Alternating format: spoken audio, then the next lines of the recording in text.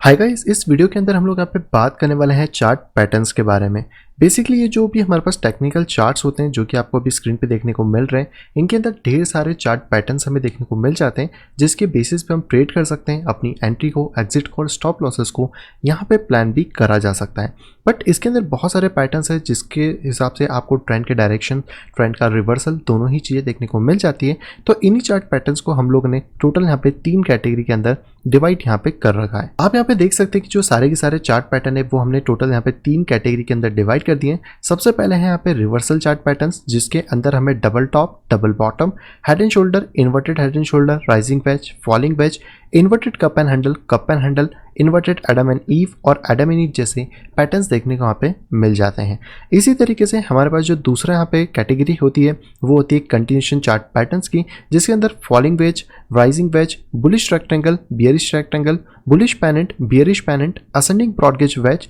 और descending broadening wedge जैसे patterns हमें यहाँ पे देखने को मिलते हैं। और इसके अलावा जो तीसरी कैटेगरी में हमने इसको डिवाइड करा है वो है यहाँ पे न्यूट्रल चार्ट पैटर्न्स, जो कि असेंडिंग ट्रायंगल, डिसेंडिंग ट्रायंगल और सिमेट्रिकल ट्रायंगल है, जिनके बेसिकली डायरेक्शन तो होते हैं लेकिन क्योंकि एक न्यूट्रल पैटर्न्स है यानी कि दोनों ही डायरेक्शन में किसी भी तरफ ब्रेकआउट यहाँ पे कर सकते हैं। सबसे पहले अगर हम लोग यहाँ पे बात करते हैं रिवर्सल चार्ट पैटर्न्स के बारे में, तो सबसे जो कॉमन पैटर्न हमें यहाँ पे देखने को मिलता है वो है यहाँ पे डबल टॉप का। बेसिकली डबल टॉप के अंदर प्राइसेस 2 बार एक टॉप बनाते हैं, जैसे कि आप रेजिस्टेंस भी कह सकते हैं, और इसके बाद प्राइसेस में एक नेकलाइन यहाँ पे फॉर्म होती है जिसके ब्रेकआउट के ऊपर हम एंट्री ले सकते हैं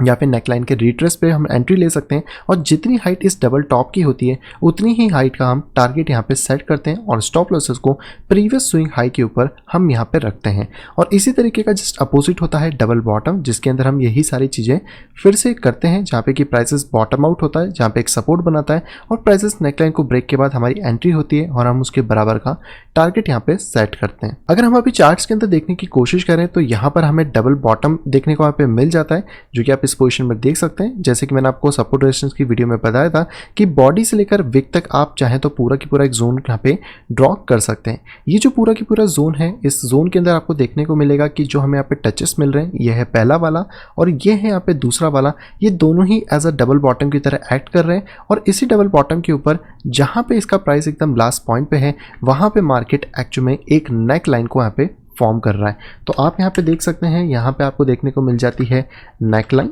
इस पोजीशन के ऊपर, और इस नेकलाइन के बाद पे जो मार्केट है उसने इस पोजीशन के अंदर रिट्रेसमेंट लिया है और यहाँ से मार्केट वापस से अप रैली की तरफ गया है। क्योंकि एक डबल बॉटम पैटर्न था तो जितनी इसकी हाइट आपको नेकलाइन से लेकर बॉटम तक या आप कह सकते हैं डबल टचेस तक देखने को मिलती है, उतना ही टारगेट आप इसके ब्रेकआउट के बाद से यहाँ पे सेट कर सकते हैं, जिसके अकॉर्डिंग आपको एक हेल्दी रिट्रेसमेंट या हेल्दी टारगेट देखने को यहाँ पे मिल जाता है। ये वाला क्योंकि अभी हम लोग पर 1 डे की टाइम फ्रेम में तो आपको थोड़ा सा ज़्यादा कैंडल्स के फॉर्म में देखने को मिल रहा है। अगर आप इसमें टाइम फ्रेम को स्विच करते हैं, जैसे कि आप 4 आवर में आते हैं 1 डे के ऊपर मार्किंग करने के बाद भी, तो आप यहाँ पे और ज़्यादा क्लियरली इस पूरे के पूरे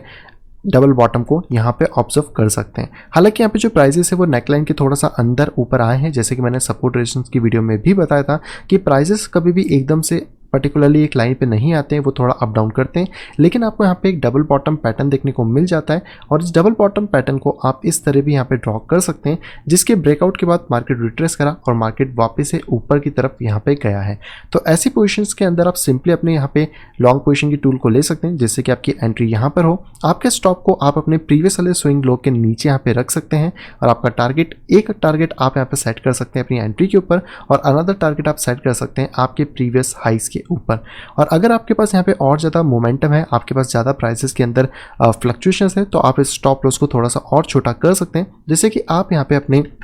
टारगेट को ज़्यादा बड़ा यहाँ पे कर पाएँ। लेकिन अगर हम पैटर्न वाइज यहाँ पे बात करें तो सबसे सेफ स्टॉप लॉस उसके नीचे ही मिलता है, जिसके अकॉर्डिंग आप जो भी पैटर्न यहाँ पे ड्रॉ हो रहा है उसकी हाइट के अकॉर्डिंग अपने टारगेट को सेट यहाँ पे कर सकते हैं। इसी तरीके से अगर यहाँ पे बात करी जाए तो हमें देखने को मिलता है डबल टॉप का भी पैटर्न। अगर हम प्राइजेस में थोड़ा सा और इसको फाइंड करने की कोशिश करें तो आप इस पोजिशन पर यहाँ पे देख सकते हैं कि हमें यहाँ पे एक डबल टॉप वाला पैटर्न मिला है। इस वाले पैटर्न के अंदर अगर आप देखें तो इसकी बॉडी से लेकर इसके विक तक आपके पास यहाँ पर एक हाई जोन है जिसको कि आप मार्क यहाँ पे कर सकते हैं। और इसी जोन के अंदर अगर हम लोग यहाँ पे बात करें तो कहीं ना कहीं ये हमारा पहला टच था और इसी के साथ हमें सेकंड टच यहाँ पे देखने को मिला है, जिसमें थोड़ा सा मार्केट ने फेकआउट करा है, बट स्टिल आप इसको एज अ डबल टॉप की कैटेगरी में यहाँ पे रख सकते हैं। और इसके बाद जो मार्केट है वो कहीं ना कहीं यहाँ पे एक नेकलाइन को फॉर्म कर रहा है और जितनी हाइट इसकी नेकलाइन के बाद से है उतना ही टारगेट आप यहाँ पे इसके ब्रेकआउट के बाद से सेट कर सकते हैं, या फिर जहाँ से मार्केट ने अपना मार्केट का मोमेंटम स्टार्ट करा था आप वहाँ तक भी अपने टारगेट को सेट यहाँ पे कर सकते हैं। अगर चार्ट पैटर्न के अकॉर्डिंग बात करी जाए तो जो हमारे पास यहाँ पे डबल टॉप हमें यहाँ पे देखने को मिला है मार्केट का, इसके अकॉर्डिंग तो जो हमारा मेजर टारगेट होगा वो इसी पॉइंट पे होगा जहाँ पे कि हमें इसकी जितनी भी हाइट है डबल टॉप की वो यहाँ पे देखने को मिल जाती है। और यहाँ पर आप शॉर्ट पोजीशन के टूल से ट्रेड ले सकते हैं, इसके कह सकते हैं रिट्रेसमेंट पे या फिर ब्रेकआउट के ऊपर, और आपका स्टॉप लॉस आप प्रीवियस हाई पे दे सकते हैं, जिसके अकॉर्डिंग आप टारगेट को इन दोनों ही लेवल पे कहीं पे भी सेट यहाँ पे कर सकते हैं। अकॉर्डिंग टू पैटर्न अगर देखा जाए तो टारगेट जो है वो आपका इसकी हाइट पे आएगा, और अगर आप इसके लो तक भी ले जाना चाहें तो इसके टारगेट को आप इसके लो तक भी यहाँ पे ले जा सकते हैं। अगर आपके इस वाले पैटर्न के अंदर और भी ज़्यादा मोमेंटम है तो आप स्टॉप लॉसेस को कम करके प्रीवियस कैंडल के हाइट के ऊपर भी यूज़ कर सकते हैं, और आपका जो स्टॉप लॉस है जो आपका टारगेट है वो बेसिकली आपका डबल टॉप के एरिया तक यहाँ पे देखने को मिल जाता है। तो इस तरीके से आप अपने चार्ट्स के अंदर डबल बॉटम या डबल टॉप को फाइंड आउट कर सकते हैं, जो कि बहुत ही ज़्यादा ईजी है। जैसे कि अगर अभी करंट मार्केट के हिसाब से बात करी जाए तो मार्केट कहीं ना कहीं इसी पोजीशन के ऊपर यहाँ पर एक सपोर्टिव लेवल बनाया हुआ है, और इसी सपोर्टिव लेवल को अगर आप यहाँ पे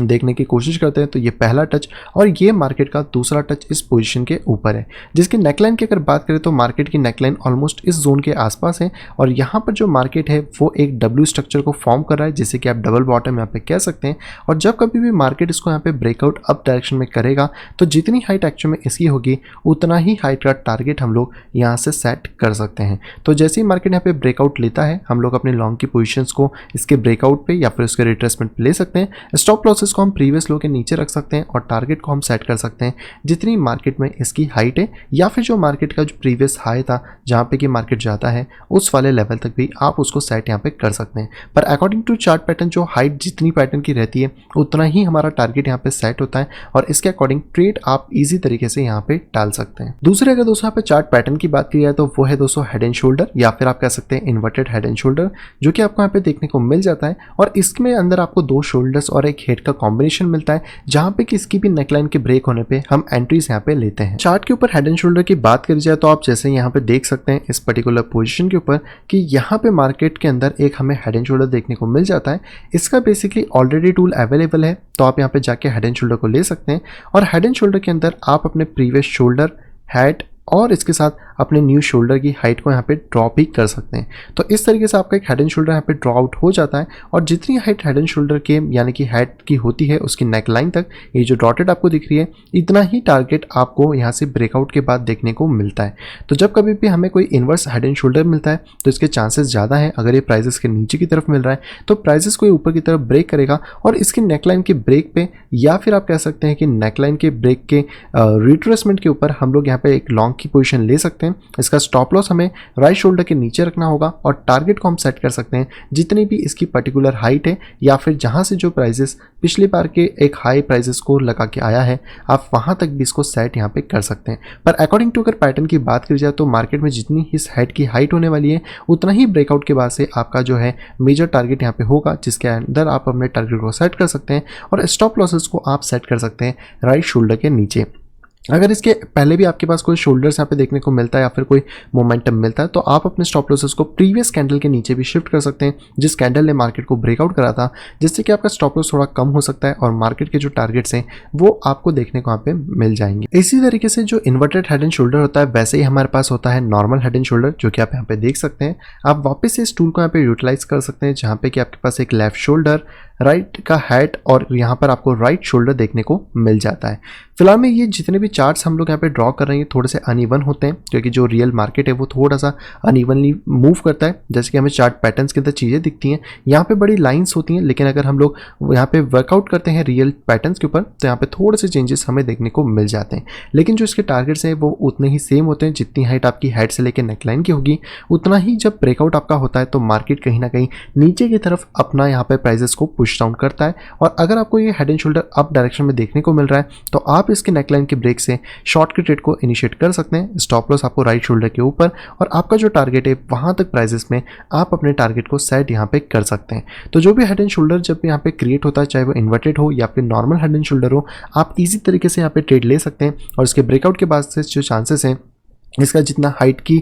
की हाइट होती है उतने तक इसका टारगेट यहाँ पे हमें देखने को मिल जाता है। मैक्सिमम केसेस में आप इसके लो तक भी यहाँ पे प्राइजेस को ले जा सकते हैं जहाँ पे कि आपका टारगेट है, बट जितनी हाइट इसकी होती है पैटर्न्स की उतने तक अगर हम रखते हैं तो कहीं ना कहीं हमारे जो टारगेट्स हैं उनके हिट होने की प्रोबेबिलिटी यहाँ पे ज़्यादा बढ़ जाती है। अगला दोस्तों जो हमारे पास पैटर्न होता है रिवर्सल के अंदर, वो होता है बेसिकली राइजिंग वेज और फॉलिंग वेज। ये दोनों ही एक तरीके से रिवर्सल पैटर्न्स है जो कि हमें मार्केट के अंदर भी देखने को मिल जाते हैं। राइजिंग वेज की अगर बात करें तो बेसिकली अप ट्रेंड के साथ हमें देखने को मिलता है जहाँ पे कि जो प्राइजेस हैं वो ऊपर की तरफ जाती हैं और जैसे ही ये नीचे की तरफ ब्रेक करना स्टार्ट करता है हम वहाँ से अपनी एंट्री को यहाँ पे लेते हैं। इसी तरीके से जो फॉलिंग वेज है वो प्राइजेस नीचे की तरफ जा रही होती हैं और ये ऊपर की तरफ ब्रेक करता है, तो जब कभी भी ऊपर ब्रेक करता है तब हम अपनी एंट्री को वहाँ पर एंटर करते हैं। राइजिंग चैनल की अगर बात करिए तो आप चार्ट में यहाँ पे जैसे देख सकते हैं कि जो मार्केट है वो एक अप डायरेक्शन की तरफ जा रहा है और अप डायरेक्शन में जाने के बाद जो प्राइजेस हैं वो कहीं ना कहीं इस तरीके का एक यहाँ पे चैनल फॉर्म करते हैं जो कि एक राइजिंग चैनल है।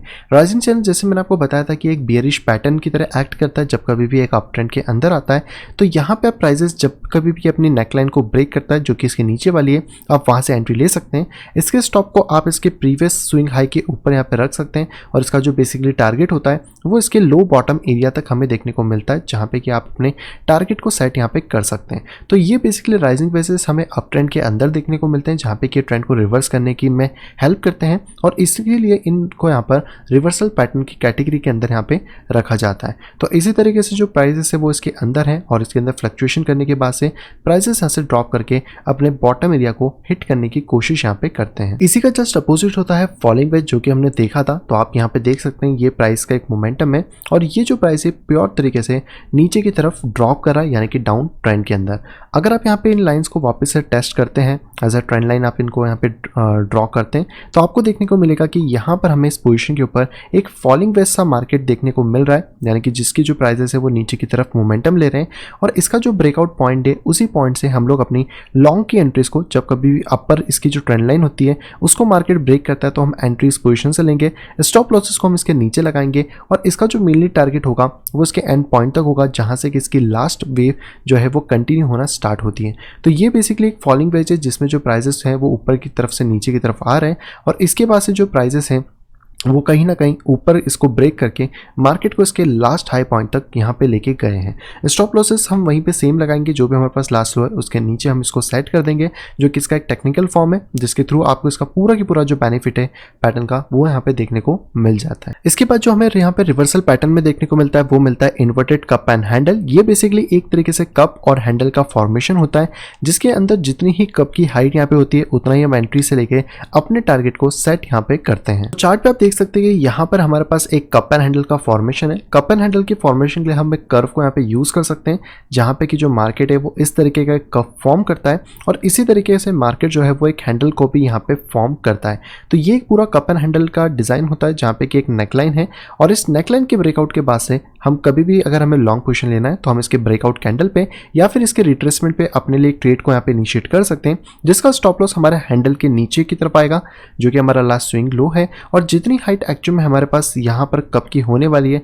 उसकी बॉटम से लेकर उसकी नेक लाइन तक उतना ही टारगेट हम लोग इसके ब्रेकआउट के बाद से यहाँ पे रख सकते हैं, जिसके अकॉर्डिंग हमारा जो ट्रेड है वो यहाँ पे सक्सेसफुल जा सकता है। तो इस तरीके से आपको cup and handle pattern market के बीच में या मार्केट के बॉटम के आसपास भी यहाँ पे देखने को मिल सकता है, जिसके थ्रू आप आराम से यहाँ पे ट्रेड कर सकते हैं। और हैंडल की जो फॉर्मेशन है वो बेसिकली चेंज हो सकते हैं। यहाँ पे जो हैंडल है वो कप के जैसा ही राउंड है, लेकिन कई बार यहाँ पे जो हैंडल है वो एक तरीके से एक चैनल की तरह भी यहाँ पे फॉर्म हो सकता है। इसी तरीके से हमारे पास एक इन्वर्टेड कप एंड हैंडल भी होता है और इस वाले कप एंड हैंडल के अंदर आप देख सकते हैं कि मार्केट के अंदर एक नेकलाइन आपको मिलेगी और यहीं पे आपको एक इन्वर्टेड कप देखने को मिल जाएगा इस तरीके का। और इसके बाद जो मार्केट है वो यहाँ पे एक हैंडल को फॉर्म भी करता है। कई बार ये हैंडल डबल फॉर्मेशन में भी बन सकते हैं, जैसे कि मैंने आपको पहले भी बताया था उस वाले में कि यहाँ पर इसको एक हैंडल की तरह फॉर्म होता है और इसके बाद जितनी ही हाइट हमारे पास इस वाले कप के टॉप से लेकर नेकलाइन तक होगी उतना ही टारगेट हमारा नेकलाइन के ब्रेकआउट से हमें देखने को यहाँ पे मिल जाता है। क्योंकि रियल मार्केट के अंदर थोड़े से फेक आउट्स होते हैं तो वापस से मार्केट अप डाउन कर सकता है, लेकिन जब कभी भी हमारी नेकलाइन यहाँ पे ब्रेक होती है उसके बाद ही हम उसके अंदर यहाँ पे ट्रेड डाल सकते हैं और जो हमारा प्रीवियस कप का हाई है उसके ऊपर हम अपना स्टॉप दे सकते हैं और जितना हमारा टारगेट है उतने टारगेट को हम अचीव करने के लिए यहाँ पे अपने टेक प्रॉफिट को रख सकते हैं। तो कप एंड हैंडल बहुत ज़्यादा ईजी पैटर्न है जिसके अंदर बस आपको एक कप और एक हैंडल का फॉर्मेशन मिलता है और जितनी हाइट आपको यहाँ पे कप के देखने को मिलती है और नेकलाइन तक उतना ही नेकलाइन के बाद ब्रेकआउट से आप अपने टारगेट को सेट यहाँ पे कर सकते हैं। ऐसे ही हमारे पास जो अगला रिवर्सल पैटर्न होता है वो होता है इन्वर्टेड एडम एंड ईव या फिर एडम एंड ईव। बेसिकली ये पैटर्न के अंदर हमें एक पहले वी शेप देखने को मिलता है, जैसे कप एंड हैंडल के अंदर हमें दोनों ही कप्स के तौर पे देखने को मिल रहे थे राउंड शेप में, ऐसे ही इन्वर्टेड एडम एंड ईव और एडम एंड ईव के अंदर हमें एक वी शेप और उसके बाद एक राउंड शेप देखने को यहाँ पे मिलता है। तो basically Adam and ewe pattern बहुत ही ज़्यादा सिंपल है। एडम एंड ईव पैटर्न के अंदर आपको देखने को मिल जाती है एक नेकलाइन, इसके साथ जो मार्केट होता है वो यहाँ पे फॉर्म करता है सबसे पहले एक वी स्ट्रक्चर को जो कि आप यहाँ पे देख सकते हैं और इसी के साथ जो मार्केट है वो यहाँ पे फॉर्म करता है एक पूरे के पूरे यहाँ पर सॉकर या फिर आप कह सकते हैं कप जैसे स्ट्रक्चर को। तो जितनी ही हाइट आपको मार्केट की यहाँ पे वी शेप के अंदर देखने को मिलती है उसकी नेकलाइन तक उतना ही टारगेट आप यहाँ पे सेट कर सकते हैं अपने ब्रेकआउट पॉइंट से आपके टारगेट के लिए। तो यहाँ पर भी जब नेकलाइन ब्रेकआउट होती है या नेकलाइन का ब्रेक मिलता है उस पर हमें अपनी एंट्री को डालना होता है और जो भी हमारे पास यहाँ पे कप जैसा इसमें पैटर्न बना होता है ईव का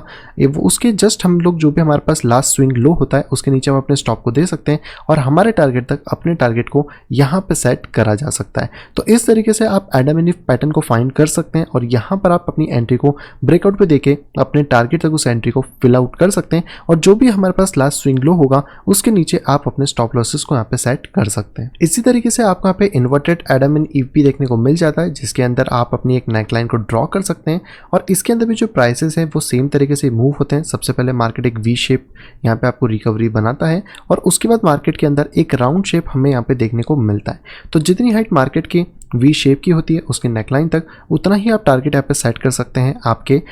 नेकलाइन के ब्रेक के बाद से, जहाँ पे कि आप शॉर्ट की पोजीशन ले सकते हैं। तो नेकलाइन का जब भी ब्रेकआउट या रिट्रेसमेंट उसमें हमें देखने को मिलता है आप वहाँ पे अपना ट्रेड डाल सकते हैं। प्रीवियस जो आपके स्विंग हाई है आप उसके ऊपर अपना स्टॉप रख सकते हैं या फिर आप एडम के ऊपर जाके अपना स्टॉप रख सकते हैं जहाँ पे उसका एक एंड पॉइंट है। तो आप इन दोनों ही जगह पर अपने स्टॉप लॉसेस को कहीं भी सेट कर सकते हैं और टारगेट आपके पास ऑलरेडी यहाँ पे निकल जाता है जिसके अकॉर्डिंग आप अपना जो मेजर टारगेट है उसको यहाँ पे फिट कर सकते हैं और यहाँ पर जो इन्वर्टेड हेड एंड शोल्डर है उसको आप इजी तरीके से ट्रेड यहाँ पे कर सकते हैं। रिवर्सल चार्ट पैटर्न के बाद हमें देखने को मिल जाते हैं कंटिन्यूएशन चार्ट पैटर्न्स। इस पैटर्न के अंदर भी हमें लगभग सिमिलर सी चीजें देखने को मिल जाती हैं जैसे फॉलिंग वेज, राइजिंग वेज और इस बार जो पैटर्न है ये थोड़े से ट्रेंड के हिसाब से चेंज यहाँ पे हो जाते हैं क्योंकि ये कंटिन्यूएशन पैटर्न है। तो जिस डायरेक्शन में आपका ट्रेंड आता है उसी डायरेक्शन में ये फॉल करते हैं। जैसे कि अगर हम पहले राइजिंग वेज और फॉलिंग वेज की बात करें तो ये एक तरीके से रिवर्सल चार्ट पैटर्न थे, जैसे कि ट्रेंड अप था लेकिन ये प्राइसेस को डाउन कर रहे थे और ट्रेंड डाउन था तो ये प्राइसेस को अप यहाँ पे कर रहे थे। लेकिन इसी तरीके से यह पैटर्न हमें कंटिन्यूएशन पैटर्न में भी देखने को मिलता है जहाँ पे कि हम फॉलिंग वेज और राइजिंग वेज को देख सकते हैं जो कि प्राइसेस को कंटिन्यू यहाँ पे करता है। सबसे पहले अगर यहाँ पे फॉलिंग वेज की बात किया तो आप देख सकते हैं कि जो ट्रेंड है वो हमारा अप डायरेक्शन की तरफ है और इसके बाद जो प्राइसेस है वो कहीं ना कहीं यहाँ पर एक फॉलिंग वेज को फॉर्म करते हैं और इस फॉलिंग वेज के जब कभी भी अपर ट्रेंड लाइन को मार्केट ब्रेक करता है या फिर उसको रिट्रेस करता है तो यहाँ पे जो मार्केट है उसमें हमें अपनी एंट्री को यहाँ पे डालना होता है जिसका स्टॉप लॉस हम प्रीवियस लो के नीचे रख सकते हैं जो कि हमारा फॉलिंग वेज का लो है और जो हमारा मेजर टारगेट होता है वो हम यहाँ पे दो तरीके से सेट कर सकते हैं। सबसे पहला तो फॉलिंग वेज की जो हाइट है उसके ऊपर और दूसरा अगर आपके पास यहाँ पर प्रॉपर तरीके से पीछे एक पोल है तो ये एज अ बुल फ्लैग भी यहाँ पे काम करेगा जिसको कि आप आगे चल के यहाँ पे रख सकते हैं और इसकी हाइट के अकॉर्डिंग भी अपने सेकंड टारगेट को यहाँ पे आप सेट कर सकते हैं। तो बेसिकली अगर आपका ट्रेंड एक डायरेक्शन में चल रहा है जहाँ पे एक फॉलिंग वेज बन के ब्रेकआउट करता है तो वो मार्केट आपका एज अ फॉलिंग वेज और एज अ बुल फ्लैग दोनों की तरह ही ट्रेड यहाँ पे कर सकता है। इसका ही जस्ट अपोजिट हमें देखने को मिलता है राइजिंग चैनल और ये वाला जो राइजिंग वेज है या राइजिंग चैनल आप इसको कहना चाहते हैं ये बेसिकली डाउन ट्रेंड की तरफ मिलता है।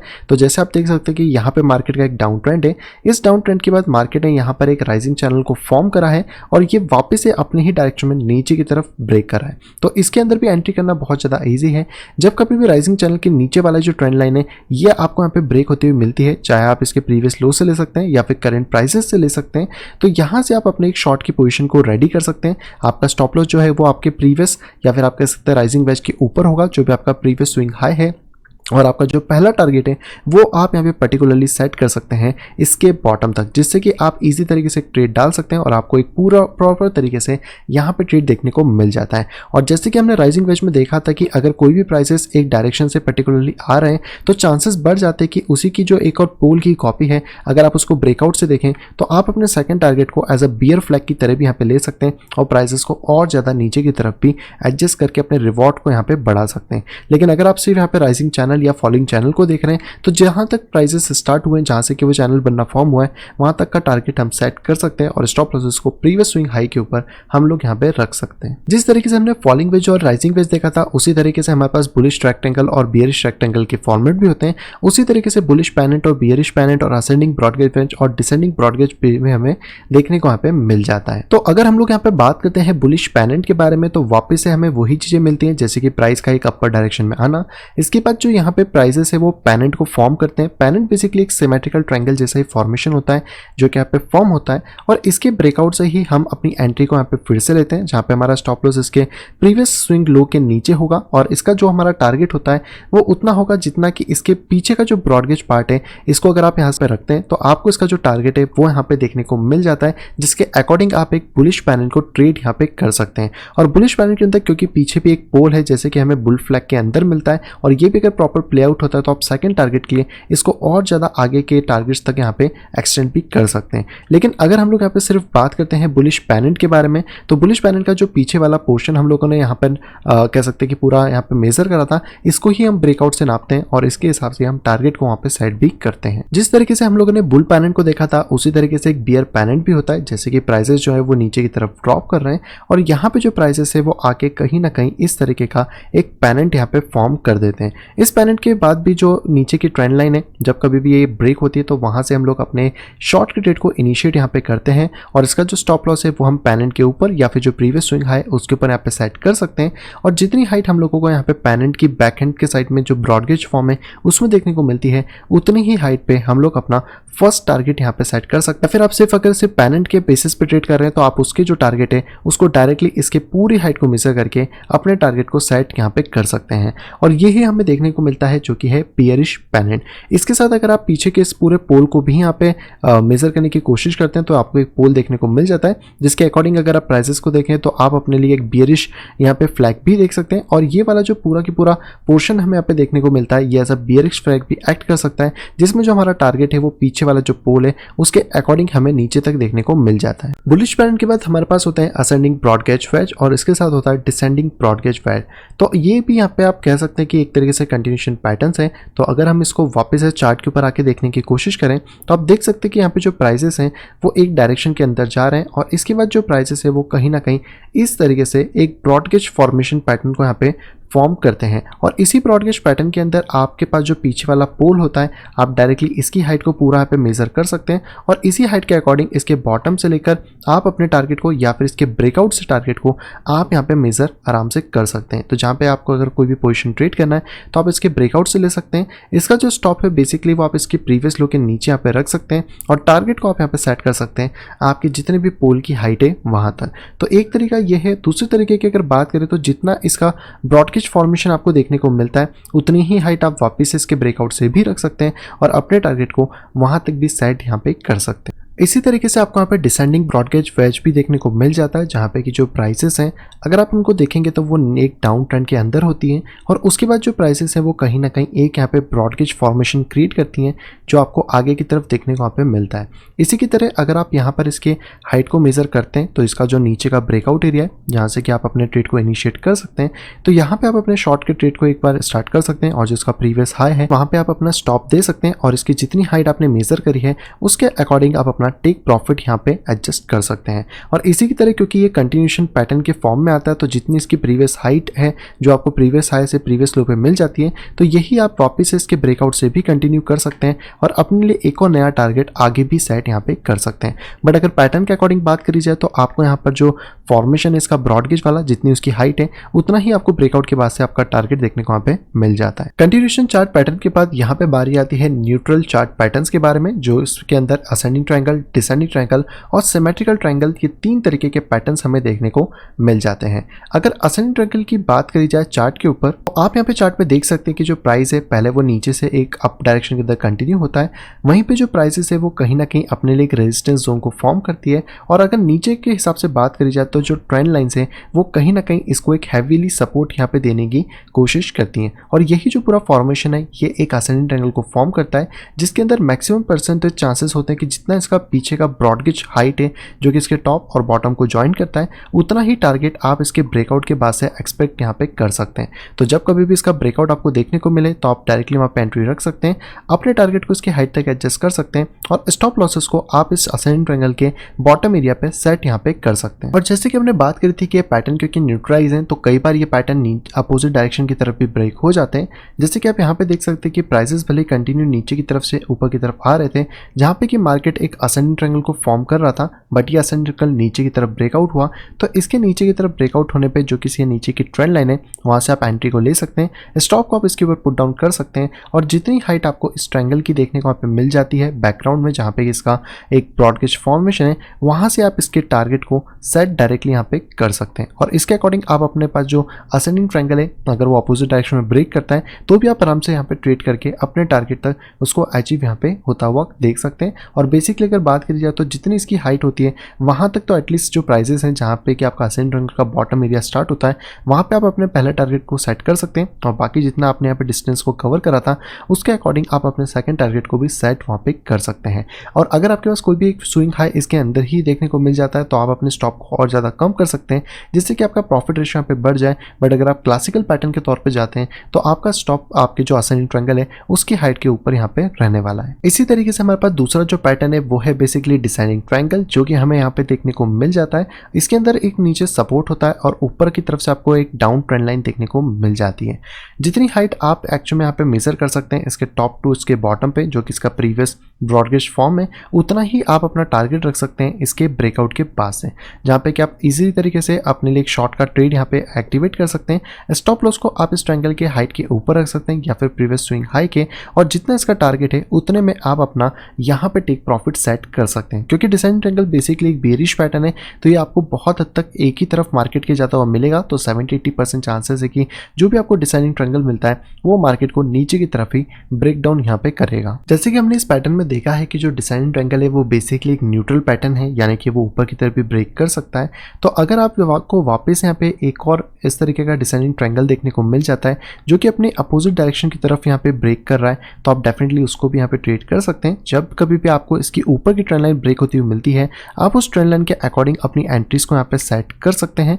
चाहे तो आप उसके रिट्रेसमेंट पे कर सकते हैं या फिर उसी ट्रेड के ब्रेक पे यहाँ पे कर सकते हैं। इसके जो स्टॉप लॉसेस है आप उसको यहाँ पे ट्रायंगल के नीचे सेट कर सकते हैं, और जितनी हाइट आपको पीछे ब्रॉड गेज पैटर्न की देखने को मिल जाती है उतना ही टारगेट आप यहाँ पे सेट कर सकते हैं जहाँ से कि भी मार्केट ब्रेकआउट यहाँ पे होता है। अगर आपके पास और ज़्यादा अच्छी अपॉर्चुनिटीज़ हैं तो आप स्टॉप लॉसेस को थोड़ा सा कम कर सकते हैं, जिससे कि आपका जो टारगेट है या जो आपका प्रॉफिट है वो यहाँ पे मैक्सिमाइज और ज़्यादा हो सकता है। बट अगर आप क्लासिकल पैटर्न के अकॉर्डिंग देखने की कोशिश करें तो डिसेंडिंग ट्रायंगल का जब कभी भी आपको ब्रेकआउट आपकी ट्रेंड लाइन के ऊपर देखने को मिलता है आप वहाँ से उसमें एंट्री कर सकते हैं, और जितनी हाइट इसके बैकग्राउंड में आपने मेजर करी है उतने तक मार्केट आपको जाता हुआ मिल सकता है। इसके बाद जो हमारे पास लास्ट पैटर्न होता है वो होता है सिमेट्रिकल ट्रायंगल। बेसिकली ये पैटर्न भी आपको न्यूट्रलाइज पैटर्न मिलता है जो कि दोनों ही डायरेक्शन की तरफ ब्रेक कर सकता है। असेंडिंग ट्रायंगल में और डिसेंडिंग ट्रायंगल में फिर भी 70% प्रोबेबिलिटी होती है कि असेंडिंग ट्रायंगल अप डायरेक्शन में और डिसेंडिंग ट्रायंगल नियरेस्ट डायरेक्शन में ही ब्रेक करेगा, बट सिमेट्रिकल ट्रायंगल एकदम से ही न्यूट्रलाइज पैटर्न होता है जो कि दोनों ही डायरेक्शन में ब्रेक यहाँ पे कर सकता है। तो अगर चार्ट्स के ऊपर हम इसको देखने की कोशिश करते हैं तो आप यहाँ पे ये चीज देख सकते हैं कि मार्केट का जो ट्रेंड है वो बेसिकली यहाँ पे अप ट्रेंड की तरफ है,